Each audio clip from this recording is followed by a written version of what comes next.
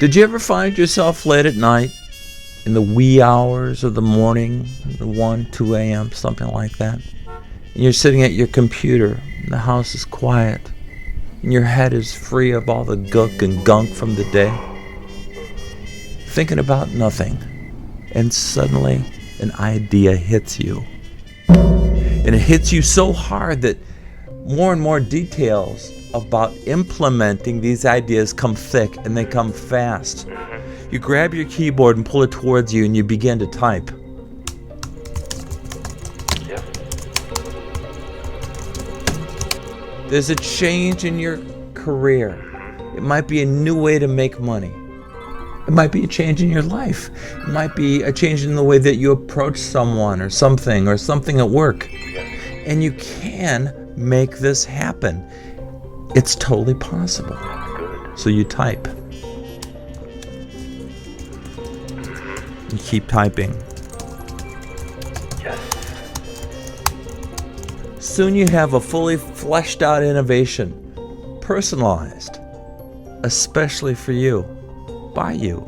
And it showcases things that you can do, your abilities, your things you've been taught, your talents. And tomorrow, you can launch this. Oh, this is exciting, you tell yourself. Yeah. More excited than you have been in years. You know that you have to go to bed, and you'll wake up in the morning, and you'll begin to put this idea into place. You get into bed and close your eyes. With a smile on your face, you drift off to sleep.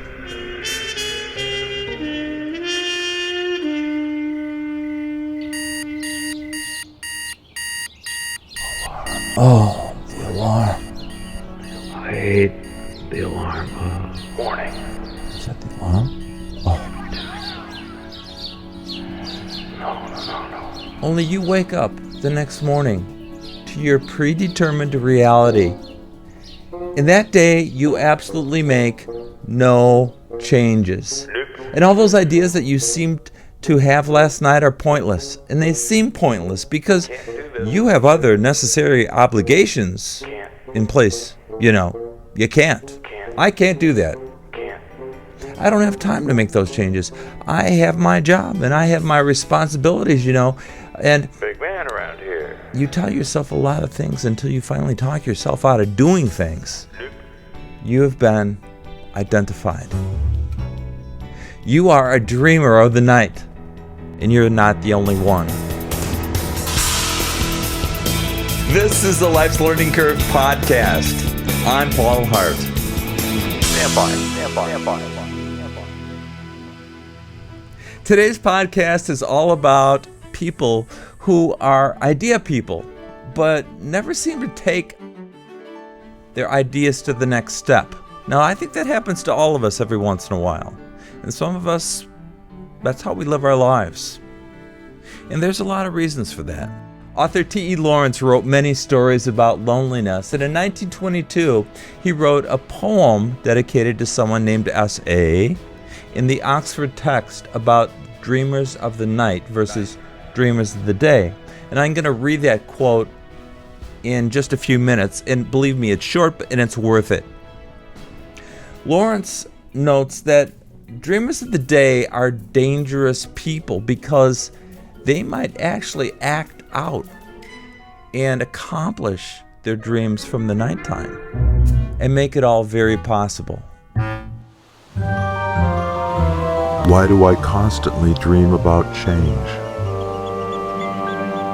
My good friend Clay Greger from podcast number 1, Life's Learning Curve, had an interesting way of looking at how people deal with life's dreams and ideas. There comes times when you're going to have to step out on that 10-meter diving board, close your eyes, lean forward, and trust there's water in the pool.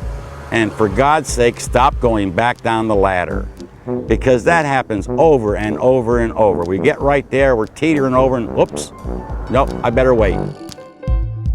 Before I speak, why do I dream about overqualifying myself?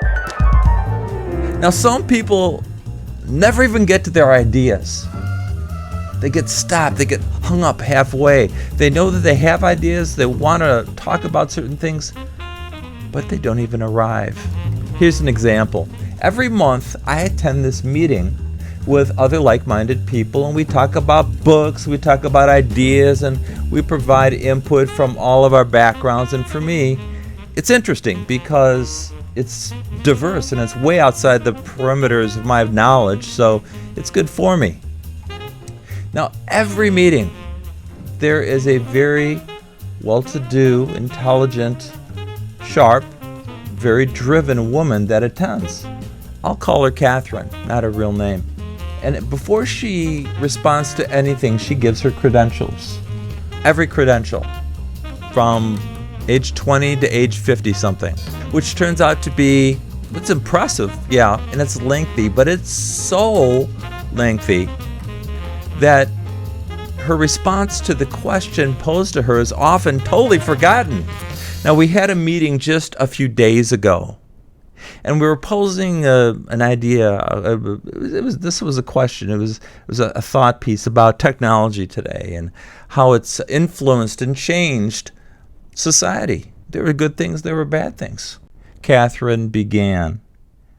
Because of my training in social culturalism and my BA in sociology, along with being a 10-year president of the East End Public Library System, city council president for 7 years, 7 challenging years, school board member for 25 years, peer mentoring, volunteer, target assistance for Jones, Smith, and Jones.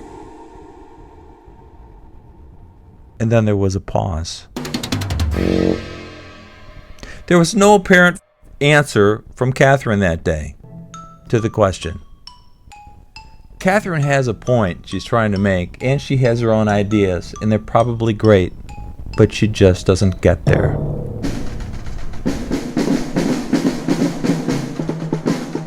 Why my dreams helped others succeed. When I was in middle school, 8th grade science, Bill was my science lab partner. When Bill and I would finish our lab experiments or whatever we had to do as partners for the day, the first thing inevitably Bill would do would be he'd pull out a sheet of paper and he'd start drawing, and they'd be football plays. He would design these plays that would work with X's and O's, X for offense, O's for defense, and how to defend the blocks and how to do certain things like that. He was a strategist. He also talked a lot about playing football, how he loved to play in the park after school with his friends. He also used to draw pictures of football players. There'd be players scoring touchdowns or players tackling other players or blocking so somebody else could succeed.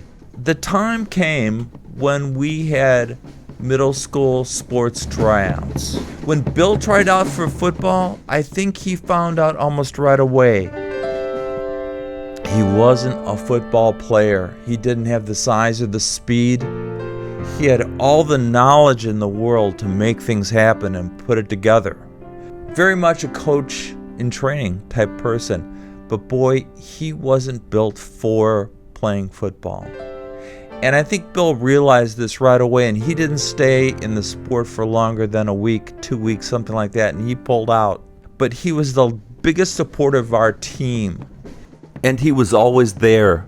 And he always had great ideas and always a big smile on his face. You know, some people in life will take a situation like that and just be bitter. I can't do that, so nobody should be able to do that. But not Bill. He took that with him through his own life and used that strategy and built himself into quite the businessman. I dream about spending more time with my kids. I don't ever want to say that being a father is a weakness, but you are juggling quite a few things. You're juggling your job, you know, maybe a second job if you have that. And if you have children, they definitely should be a part of your life. They have to fit in. Matter of fact, they should be more important than your work.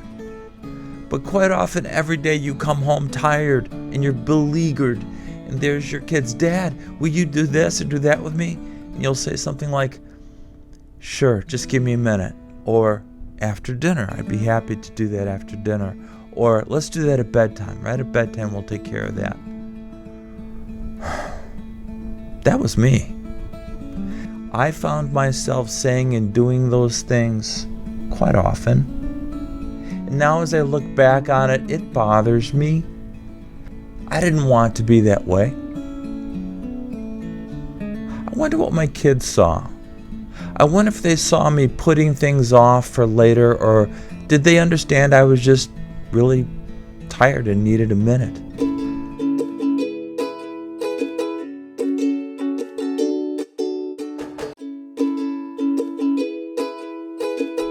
For me, being a father is an investment. You get out of it what you have put into it. It's like that song by Harry Chapin that comes on that just makes you mad if you're a parent, Cats in the Cradle, where the father doesn't have enough time for the kid. And when the kid grows up to be just like the father, doesn't have enough time for his dad. Nobody wants that. Why did I dream that I told my workers they did a good job? You know, there's very few people I've come across in my life that are dreamers of the day, as I'm saying today. They had ideas at night, they put their ideas together, and they pushed them forward the next day, and maybe brought some people in to help or to share ideas. I love those people. I've known a few of those. It's not hard to give someone a compliment. So if you have that opportunity to do that someday, please do. It does matter. I dream about being an effective leader. In education, I have come across what I consider, I had about, I'd say 5-6 different administrators in the 30-some years I was in education. Out of those 5 or 6 administrators, I'd say 3 of them were outstanding, which is a good ratio. But these were people who would come in and ask you, now what do you think about this? Or how would you go about doing this? That's not a sign of weakness when your administrator comes in and asks you your take on something. And it doesn't mean that he has to listen, but it just means that he or she is interested in other people's perspectives.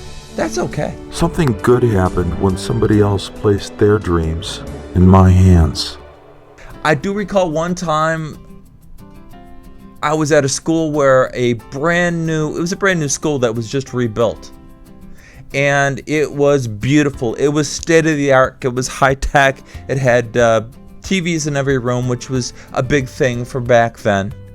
And it had a control room where you could put certain things out to certain rooms. And the administrator came to me knowing that I did a lot of video and things and said, you know, I'd like to do something here at our building that's different than anybody else has done. Oh yeah.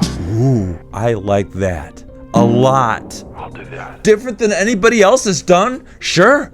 Yeah. So I'm thinking, okay, what's typical? Typical would be morning announcements. Let's take morning announcements and put history in there. Put a little science in there. Put a little mathematics. Don't shove it down people's throats. Keep it short. Keep it comical. Keep it fun. I began to produce a show with students that I had who just literally ate it up. And we output TV shows every week. We got really good at it. So we'd have shows that were in production. We had shows that were in pre-production 2 weeks ahead of time. We had shows that were in concept 3 weeks ahead of time. And the kids loved it. Oh my gosh. Research, learning lines, casting, directing. So it wasn't just on-camera performance, it was lighting and microphones, and unfortunately I had to bring all the stuff in myself because there's not generally money in education to do that type of thing, but we had the best time, including using chroma key to change our backgrounds. Not quite live from Algonquin. Good morning, Eastview. I had an administrator that had an open mind and a willingness to learn and have fun, and shared that with his employees and the students.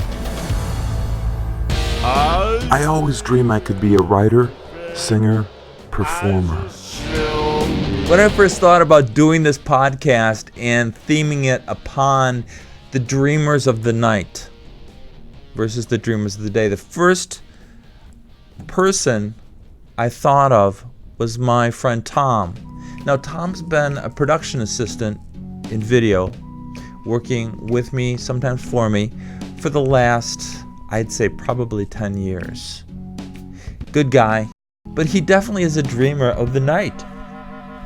Every time I see him, we have one conversation, and he always comes up to me and says, I've got this song in my head, and I know if I could just sit down with a musician, I could lay this song out, and it would be a hit, and it would be amazing.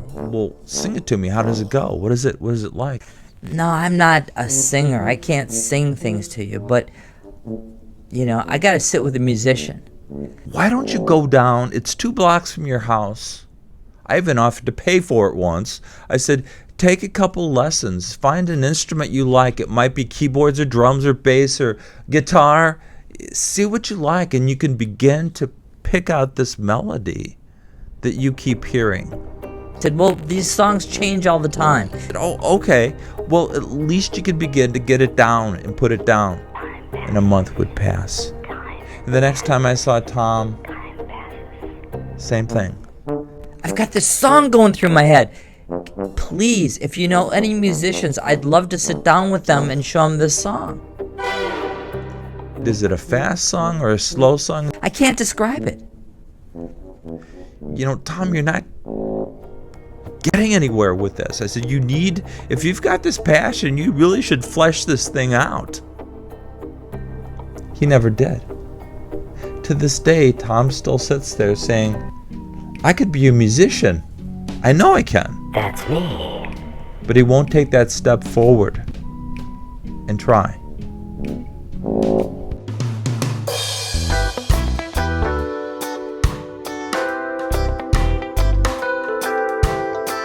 And finally today, I want to close with just a couple of lines from a Jimmy Buffett song, which kind of like hung over my head. I was a nighttime dreamer 25 years ago. And I can remember hearing this song called One Particular Harbor. And you don't have to know all the lyrics to it. I'm just going to read you a couple lyrics. I know I don't get there often enough, but God knows I surely try. It's a magic kind of medicine no doctor can prescribe. Okay, we all have been at work. I can't do that. Burdened by stress. We think to ourselves the same thing. I really wish I could work from home. I really wish I could be my own boss. I wish I could work in a better location, one that's warm and tropical. I could walk out of work and I'd be in the palm trees. My friend Clay Greger from Key West would say, well, why don't you then? Why don't you just move here? You know, I have to smile when I talk about this, but a lot of people will say to me, you know, you're so lucky. I'd really like to have what you have. And I laugh at them. I say, well, I don't think you could take the pain. they don't understand that. And I say, well, look at what I'm talking about is the pain of making a decision and executing the decision. That's what it's all about. Anybody can have what I have. You know, I just came down, decided to move here. That was it. That was a decision. Moved my family down here, whether they liked it or not. That was a decision. I didn't ask my children, do you want to move to Key West? I said, we're moving to Key West. When I decided to create Last Flight Out, I didn't go around asking people, what do you think? You know, should I start this kind of a store? You think it'll work? Nothing. I made a decision. When I made a decision to open this store, I said, well, I'm going to have to work it every day. And I do. I make decisions every day. I don't linger on them, I don't think about them, and I don't ask anybody about them. I have mentors, sure, and they help guide me through other areas of my life. I liken it to the lemmings going to the ocean. Everybody wants to follow the lead, and nobody wants to lead. So when you say to me, I'm so lucky, I'll say this to you. You can have everything that I have. It's really easy. Just make a decision. That one stanza from that song, I wanted to find a place that would make my soul feel better. And for Jimmy Buffett, he's talking about this one particular place, this one harbor that every time he comes to it or sails into it, he feels pretty good. And all the worries and everything goes away, calms him down. And people have asked him, where is this place, one particular harbor? And he kind of smiles, and I've heard him respond something to the likes of, I'm paraphrasing here, he says, well, I know where my one particular harbor is. It's up to you to go out and find yours. Oh, and that's so true.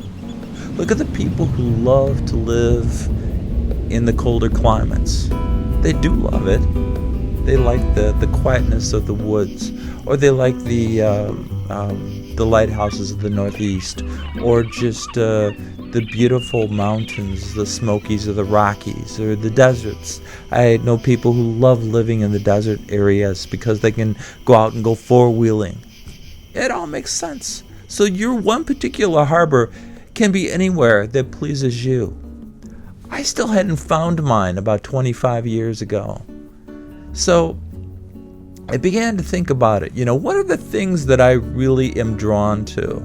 Well, we started heading south as a family and began vacationing in places like Orlando, for obvious reasons. A lot of theme parks. Good for the kids. Sarasota, yeah. Tampa, yeah. Busch Gardens, yeah. Started going farther south to Fort Myers, yeah.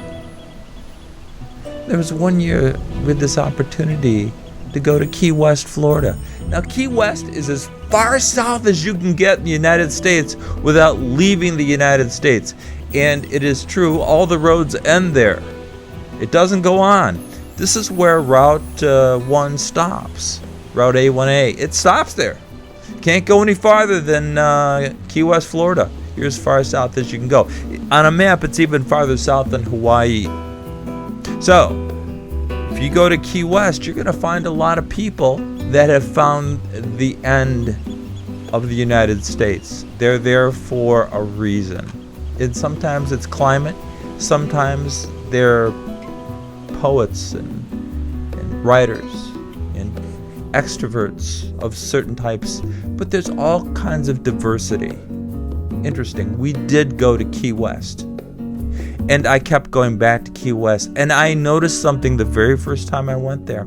I don't know whether it was pre-planned in my little brain or what, but every time we went to Key West, I relaxed. I didn't worry about what I have to do the following week. I didn't worry about any medical situations. I didn't worry about my job. It all just went away. I found a place where I can sit back, relax, clear my head, and conceptualize, think about ideas, think about other things. It was the magic kind of medicine no doctor can prescribe. I dreamed that I could actually work in paradise. A lot of things have changed now. My kids are now grown. I did try and shoot a documentary in Key West in 2014. And my friend Clay said to me, Paul, if you can work in Key West, you've got it beat. Because a lot of people come down here and try and work. They'll try and start a job in real estate or, work at the bank or something. And they can't. All they can do is look out the window and say, I can't wait to get out there, and eventually they leave. I could work, and it was a great working environment for me.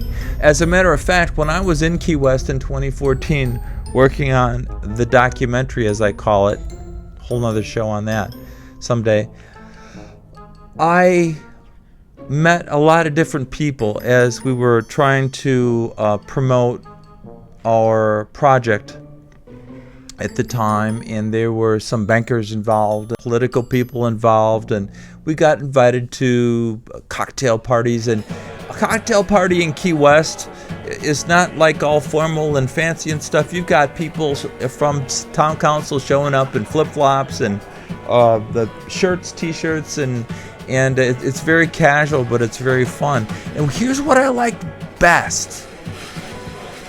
And I've taken this with me for years, and I want to share this with you. When I would sit down with the people in Key West and talk, these bankers, attorneys, everyday people would sit in a big group and they'd talk and they would share ideas with other people. And they'd say to you, Paul, what are you thinking about these days? Nobody had ever asked me that, except probably my mom when I was little. What are you thinking about these days? And as I began to output what I was thinking about, all of a sudden I had a room full of people that were really interested in idea building. Now these are the type of people that would say, here's my card, give me a call tomorrow. Let's see if we can work up a business plan for something like this. Who does that? Well, some good people do that, and that was my experience in Key West, and it made all the difference in the world. These were not dreamers of the night, but these were achievers of the day. I dreamed I talked about ideas.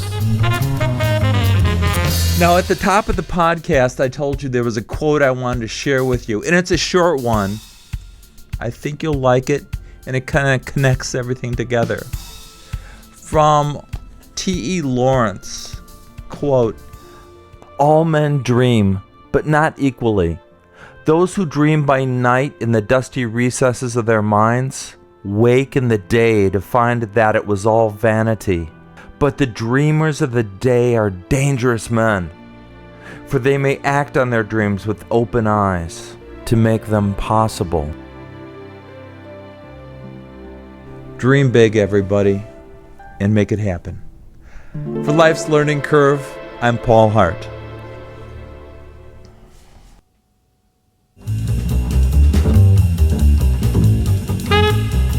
Life's Learning Curve podcast is put together by producer Paul Hart with assistance by Frank Ireland, Brian McLean, and ST Dog. We're mixed by Denise Reese, technical director Randy Blanken. As always, music and audio assistance by Riley Hart. Visit our website, lifeslearningcurve.buzzsprout.com. In today's show, some voices were digitally enhanced for entertainment purposes only. As always, don't forget to choose like on Facebook and listen to us again, wherever you're listening to us now. I'm Paul Hart, and we will be back again soon with more stories from Life's Learning Curve.